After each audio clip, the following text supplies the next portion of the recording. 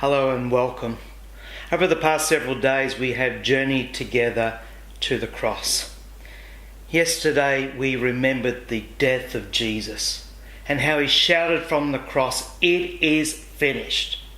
In the original language it is one word, tetelestai.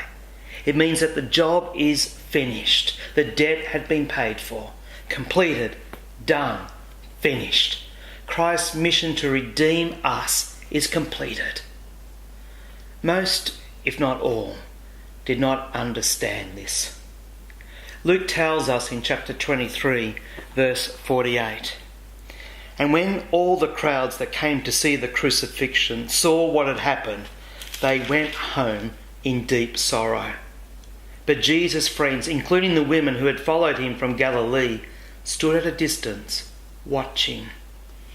What was going on in their minds? What were they thinking?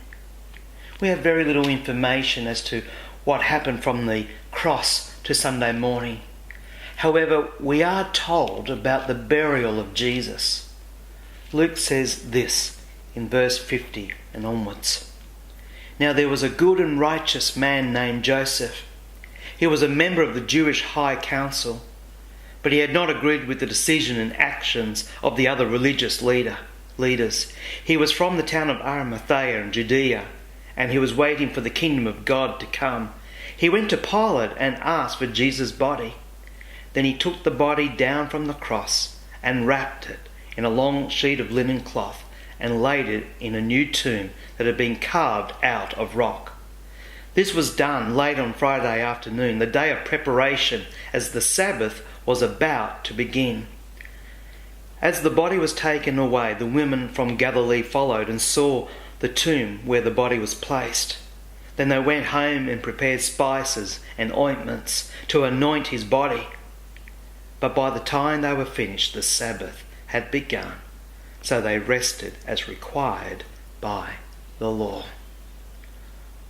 On the Saturday, it appears that the guards were posted at the tomb with the body of Jesus lying inside, and those close to Jesus went back to their homes. Most likely, they were still in shock. Grief was written over their faces.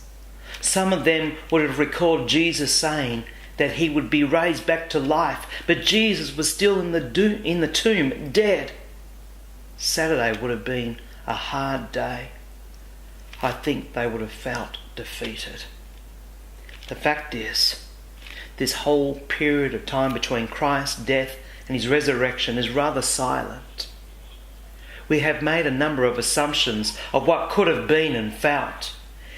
It's normal to experience periods of silence. Those times when you are grieving or going through a hard time or seeking direction, or prayers just don't seem to be answered.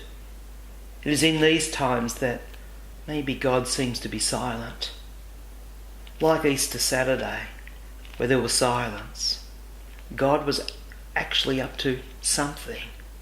He was about to do something so new, so full of hope and life.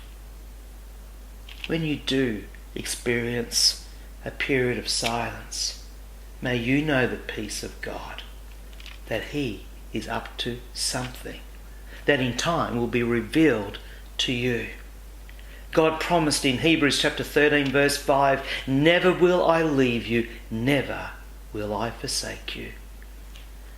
May God grant to you today his peace and his comfort, that he is up to something.